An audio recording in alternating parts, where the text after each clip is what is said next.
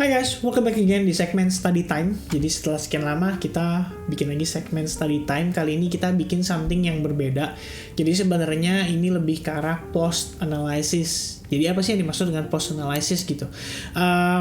Ketika kita ngelihat sebuah maybe pergerakan ya dari suatu market. Jadi ketika kita membuat sebuah trading plan, lalu trading plan itu ternyata works dan tidak works misalkan, itu sebaiknya kita bikin seperti sebuah diary ya. Diary itu maksudnya teman-teman pasti ingat kan kayak zaman dulu waktu kita masih sekolah, Dear Diary, hari ini saya ketemu sama cowok ganteng dan dia senyum ke aku jadi sangat semangat dan berbunga-bunga ya.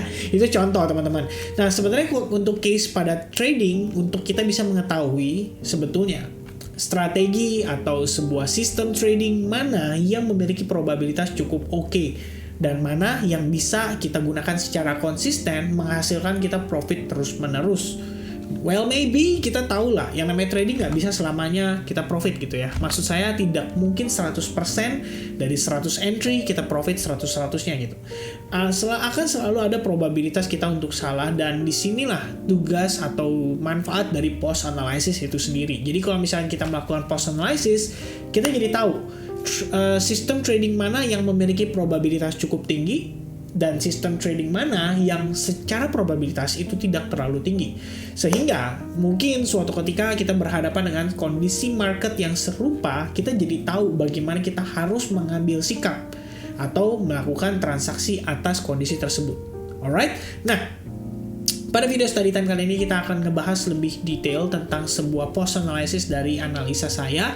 Jadi ini sifatnya kita sama-sama belajar. Saya juga mungkin ada kekurangan. Jadi kalau misalkan teman-teman mau berikan komentar, mau berikan tambahan, kritik, masukan, dan saran, feel free to comment di kolom komen. Alright? So kita bakal start langsung dari transaksi yang saya ambil. Jadi ini sebenarnya transaksi long Bitcoin kisaran $23.700. Terakhir saya lakukan screenshot ini pada saat harganya di kisaran $24.498, and then sempat naik lagi sedikit lebih tinggi di 24.600-an. Lalu saya sempat considering untuk taking profit ya, sebagian dari porsi yang sedang berlangsung atau porsi yang sedang berjalan, dan saya gunakan stop loss di kisaran area-area dekat break even. Break even itu maksudnya adalah dekat area saya entry. Sehingga kalau misalkan marketnya berbalik arah tidak sesuai dengan ekspektasi kita di sini bisa secure sebagian profit dulu, dan posisinya ketika berbalik arah seenggaknya kita jadi gak rugi gitu ya. Kita cuman sekedar kayak balik modal aja ibaratnya gitu loh ya. Untuk 50% posisi yang kita udah take profit ya itu udah masuk kantong ibaratnya. Tapi untuk 50% yang masih ngalur ngidul sambil berjalan, ini kita bisa pertimbangkan untuk kita maintain posisi tersebut supaya dalam tanda kutip tetap aman gitu ya. Jadi jangan sampai yang 50% yang udah profit, yang sisanya malah jadi rugi. Itu kan malah jadi sayang gitu.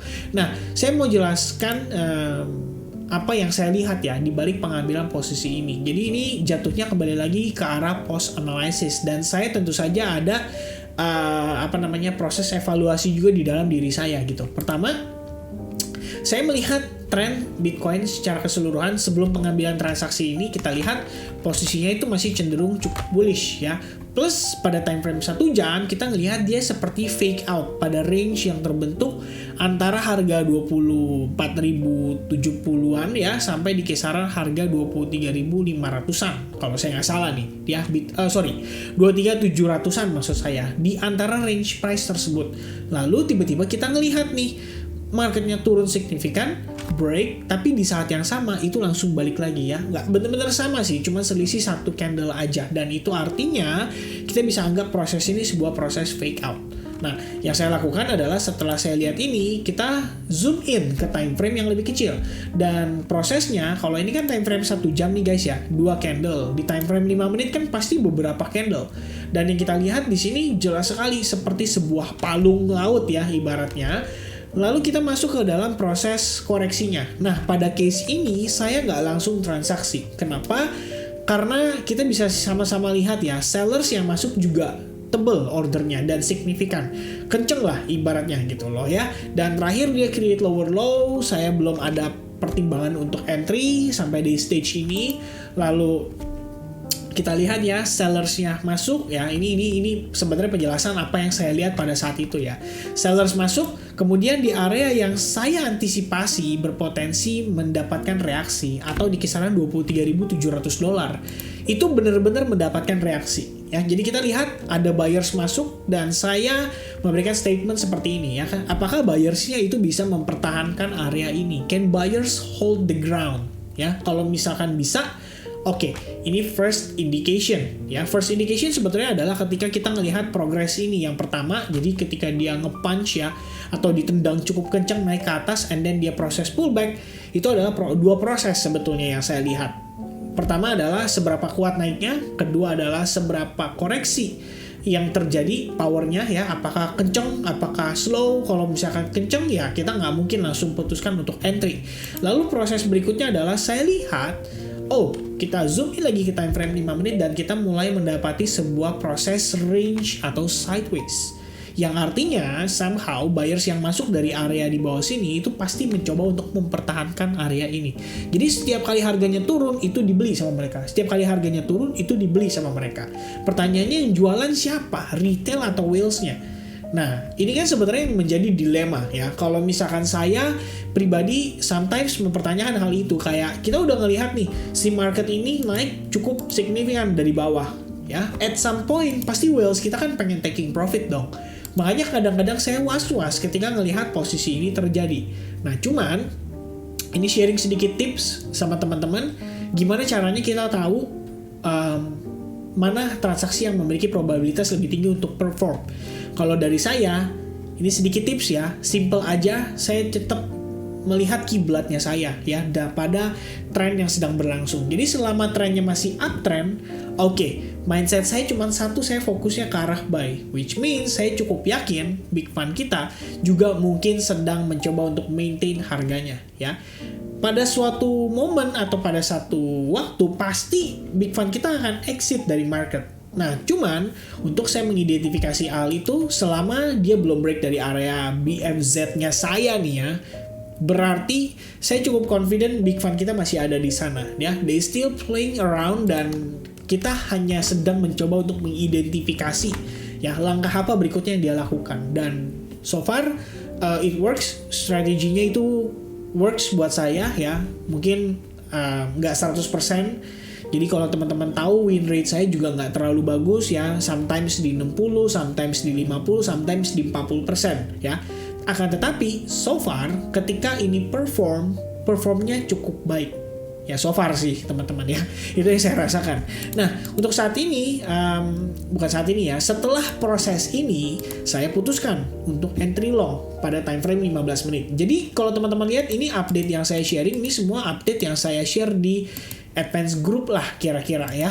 Jadi setelah saya lihat, saya update ke sana, terus saya kasih pertimbangan-pertimbangan yang saya lakukan. Tapi tentu saja ini sifatnya bukanlah sebuah signal, karena pada intinya teman-teman di advance itu menurut saya cukup dewasa untuk mengambil keputusan ya. Mereka maybe beberapa ya, kita nggak bisa manage ekspektasi semua orang gitu ya. Pasti ada yang masuk masih berpikir bahwa ini grup signal nih, grup signalnya Ko Kevin gitu ya.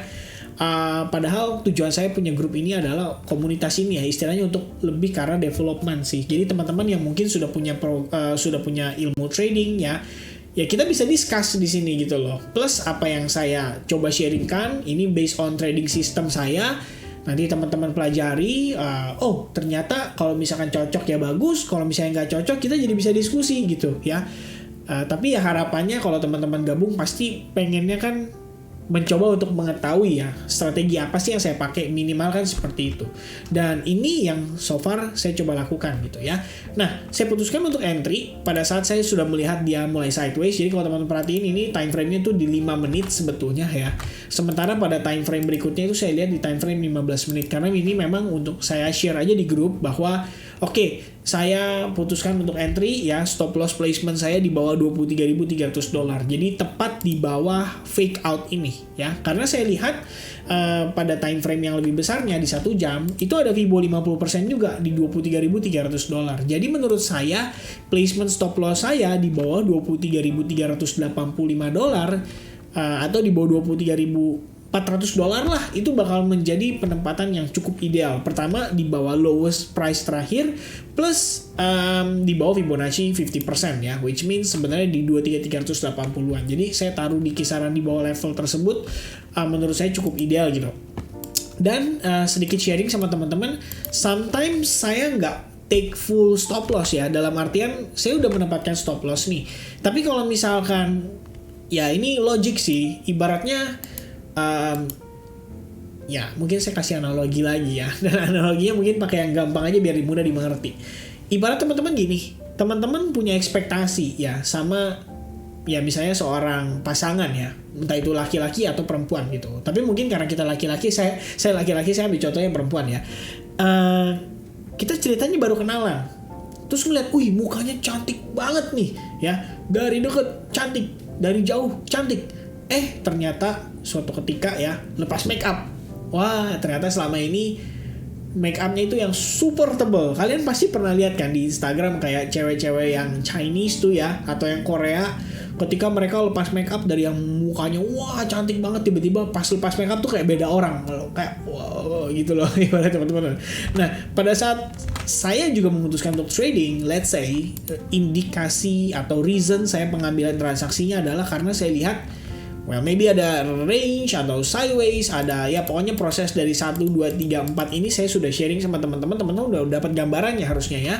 Nah terus ternyata harganya nggak sesuai ekspektasi, dia turun kenceng banget, ngelewatin area range saya, atau ketika saya memutuskan untuk entry karena adanya range ini, ya berarti sebenarnya reason saya atau analisis saya bisa dibilang sudah terinvalidasi, atau sudah tidak ideal, atau tidak sesuai, atau tidak bisa dimanfaatkan secara penuh. Dan kita mesti punya antisipasinya gitu. Dan kalau misalkan situasi itu terjadi, ya ini sedikit tips ya teman-teman. Biasanya saya tempatkan sebuah alarm ya, mungkin di bawah area yang saya putuskan untuk entry. Lalu kalau misalkan ternyata saya lihat, wah turunnya kencang banget nih, sangat impulsif, powernya sangat signifikan, momentumnya juga ada. Oke, berarti pada saat case itu terjadi, saya bisa putuskan untuk either itu exit dulu sebagian posisi saya, atau saya exit benar-benar full posisi saya ya. Kembali lagi tergantung nih pada saat kita ngelihat dia breakdown. Dan keputusan kita untuk cut loss itu bukan berdasarkan feeling ya. Jadi kayak kita ngeliat, wah ini feeling gue kayaknya masih bisa turun nih. Nah itu sometimes itu pemahaman yang salah menurut saya. Karena kan kita sebagai seorang trader pasti pengen sebisa mungkin melakukan yang namanya stacking ya. Stacking itu kayak menumpuk ya probabilitas setinggi mungkin ya. Kita tumpuk ya. Reasonnya mungkin apa? Karena ketahan trend line. Oke, ini satu tanda sign for positive bullish. Wah, buyersnya masuk dalam volume yang lumayan signifikan. Oke, sign 2 for bullish. And then wah ternyata sellersnya masuk nih, turun, pullback, tapi pullbacknya slowly. Oke, ini korektif, berarti udah 3 dan seterusnya. Kita coba lihat nih dari probabilitas, dari beberapa variabel-variabel yang kita perhatikan itu seberapa signifikan ya ibaratnya. Kalau misalkan udah lumayan oke, ya kita ambil lah ibaratnya. Dan begitupun pada saat marketnya berbalik arah, kita juga harus lihat beberapa faktor yang bisa berpengaruh, seperti apakah turunnya kencang, apakah turunnya slow, apakah volumenya tinggi. Ya itu banyak banget pertimbangannya. Dan pada case ini saya putuskan untuk entry. Nggak lama berselang itu ya, ini kalau teman-teman sebenarnya ya di sini sih nggak kelihatan sih, di sini yang kelihatan ya. Jadi kalau kalian lihat nih, yesterday at 2:16 AM ya, atau jam 2 pagi ya. Mungkin waktu saya update ini harusnya ya mungkin hanya beberapa lah, segelintir yang ngelihat gitu ya. Dan ya balik lagi, karena saya kan trading nih, sometimes saya perhatikan pada saat sesi New York itu karena pergerakannya cukup volatile dan cukup cocok lah untuk saya yang tipikalnya quick in quick out gitu loh. Saya trading and then ya profit 2-3 kali dari risk, ya udah saya exit gitu loh. Dan that's more than enough gitu. Karena kebayang gak sih kalau teman-teman ibaratnya ya, ini istilahnya ambil contoh, let's say setiap kali kalian trading resiko kalian $10, dan pada saat ya session yang nggak terlalu, ya istilahnya kan kita trading nih, kita pengen cari market yang volatile gitu, dan di sesi New York kita bisa dapetin nih yang namanya 2 kali dari risk itu atau 2,5 dari risk itu, ya istilahnya nggak terlalu sulit gitu loh. Artinya kalau saya rugi $10, kalau profit $20-25, dan ya ini worth it gitu loh untuk dilakukan ya. Apalagi kalau teman-teman yang sudah terbiasa dengan trading dengan capital yang cukup besar gitu loh. Kebayang nggak sih kalau misalnya capitalnya 10.000 dulu deh ya, 2%, 10% atau 1% itu $100 sampai $200, which means lumayan banget. Kalian bisa create profit 3 sampai 4 juta itu dalam kurun waktu yang singkat ya. Tapi masalahnya adalah ketika terkena resikonya, siap juga nggak kehilangan sebagian uang itu dalam waktu yang juga singkat ya. Nah itu adalah challenge kita sebagai seorang trader, alright. Nah kita lanjut guys, I think kita persiapan menuju weekend. There's not much movement semenjak sideways tadi ya. Saya pikir kita mungkin hanya akan sideways aja di antara range 24.000 sampai 23.600, mengingat balik lagi ini weekend ya. At least menjelang closing session New York nanti mungkin akan ada pergerakan yang signifikan. Jika betul-betul bisa break dari sini, harusnya BTC bisa cukup bullish. Tapi jika BTC betul-betul tertahan, which is wajar karena kenaikan 2 harian yang lalu juga cukup signifikan dan bisa mengundang orang taking profit. Ya ini dari segi mindset detail. Saya pikir artinya this pullback is not enough. Artinya ada potensi kita bisa ngelihat pullbacknya jauh lebih rendah dari harga saat ini. Dan karena belum ada follow up dari buyersnya untuk posisi BTC, saya baru open dengan half risk saja ya, belum ada reason untuk entry full risk karena belum terlihat indikasi yang cukup strong dari buyersnya.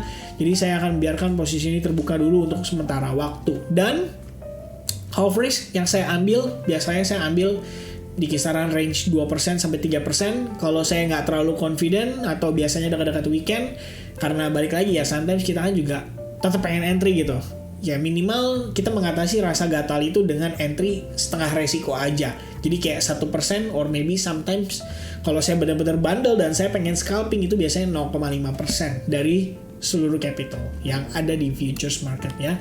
Untuk penjelasannya make sure kalian nonton study time membahas tentang cara mengatur risk management supaya nggak bingung ya ibaratnya teman-teman. Nah setelah itu kita tinggal tidur nih jam 2 pagi, soalnya kan terakhir saya update itu jam 2 pagi nih teman-teman ya, lihat jam 2 pagi saya tinggal tidur, and then sehari kemudian tepatnya sekitar jam 7:35 malam ya, quick update BTC breaking out dari range ya.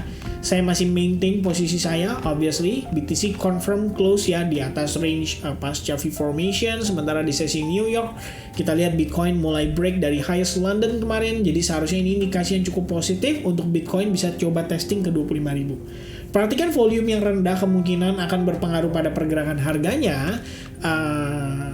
Ada kemungkinan kenaikan ini hanya terbatas saja, dan saya rencana untuk exit 50% portion dari sebagian posisi yang sedang running, karena walaupun rebound saya kurang confident jika weekend stop loss bisa slide ke break even. Good luck, that's it ya teman-teman.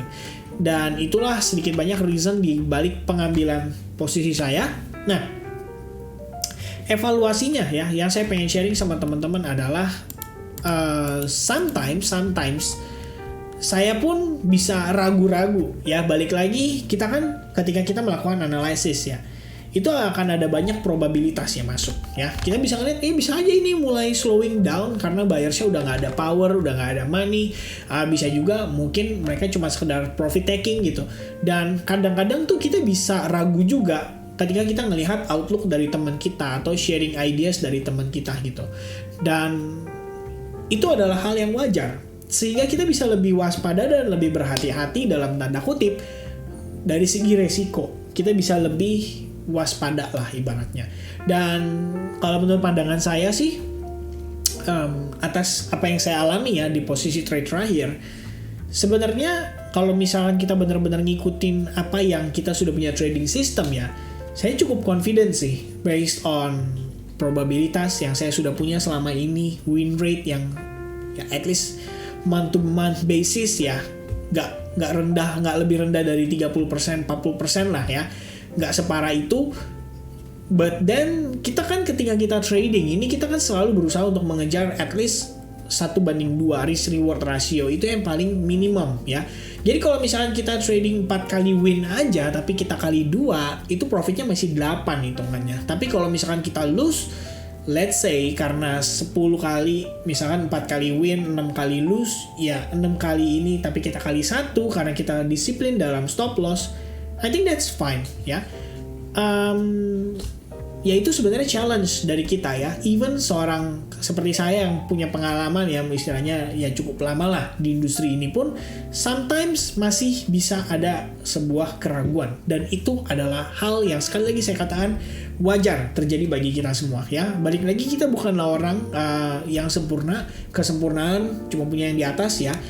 Masalahnya adalah apakah kita di balik kekurangan kita bisa berusaha untuk memperbaiki kekurangan tersebut ya. Dalam artian kita belajar atas segala kesalahan kita, belajar dari experience ya. Balik lagi, guru terbaik adalah pengalaman. Even sometimes saya sharing kayak gini, kalau teman-teman gak banyak praktek juga teman-teman mungkin akan tetap kesulitan ya, dalam artian menemukan jati diri dan konsistensi yang dicari dalam industri ini ya.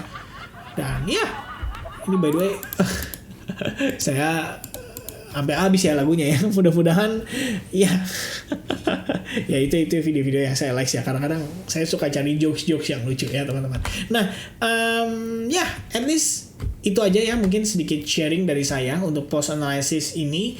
Mudah-mudahan sih apa yang saya bagiin ke teman-teman bisa punya manfaat yang positif ya. Terutama di sini dari saya evaluasinya adalah pertama follow the trend ya, karena somehow tren itu bisa membantu kita lah ya. At least ketika memang saatnya tren sudah sesuai dan diiringi dengan timing yang tepat ya. Kayak ibaratnya gini ya, ini kan berbicara soal timing. Kalau kita entry long sebelum adanya posisi ini, berarti kemungkinan kita udah kena stop loss duluan di sini ya. Kita entry setelah proses pullback dari kembalinya buyers ini. Jadi timing penting. Timing is quite important ya. And then the next one, penempatan stop loss also important, dan update progress itu juga penting. Ya, jadi kita nggak bisa cuma semerta-merta yakin aja gitu atas trading plan kita. Sometimes kita harus evaluate ya dengan kondisi yang terjadi. Sekali lagi saya sampaikan, ini menurut pandangan saya, perekonomian itu kan selalu update ya, day to day basis ya. Hari ini mungkin bisa inflasi, besok mungkin bisa deflasi. Pokoknya banyak banget faktor yang bisa berpengaruh terhadap pergerakan pasar. Dan ya itu adalah menjadi sebuah kalau saya bilang itu menjadi sebuah pekerjaan lah yang harus kita lakukan dan harus kita ya disiplinkan lah, secara rutin kita lakukan analisis, kita baca berita dan lain sebagainya ya. Mungkin sama seperti orang zaman dahulu ketika mereka mengawali hari mereka dengan baca koran, dan itu adalah suatu aktivitas yang sangat positif. Mudah-mudahan kita yang istilahnya kaum muda juga bisa punya kesadaran untuk melakukan hal tersebut. Alright, so I think that's it. Thank you so much teman-teman. Mudah-mudahan study time ini ada manfaatnya ya. Terus terang, ya saya nggak tahu apakah benar-benar akan memberikan manfaat buat teman-teman. But if you think it is very helpful, make sure give me your thumbs up ya. Sampai ketemu di study time berikutnya. Cheers and goodbye.